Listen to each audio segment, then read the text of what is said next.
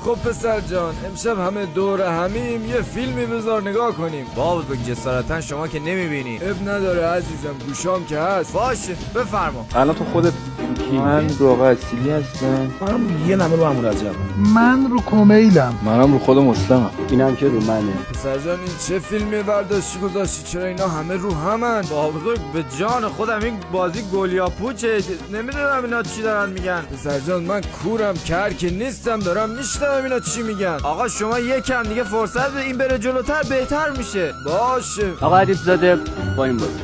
آشم شما بازی کن. رو کدومش؟ با یه دونه دیگه با این بازی کن. پسر جان من الان نمیفهم این واقعا گلیا پوچه؟ با بزرگ به جان خودم من اینو به عنوان گلیا پوچ دانلود کردم، حالا نمیدونم چی شده. الان من نفهمیدم ادیب زاده با چی بازی کرد؟ با این با چی؟ با بزرگ با چی؟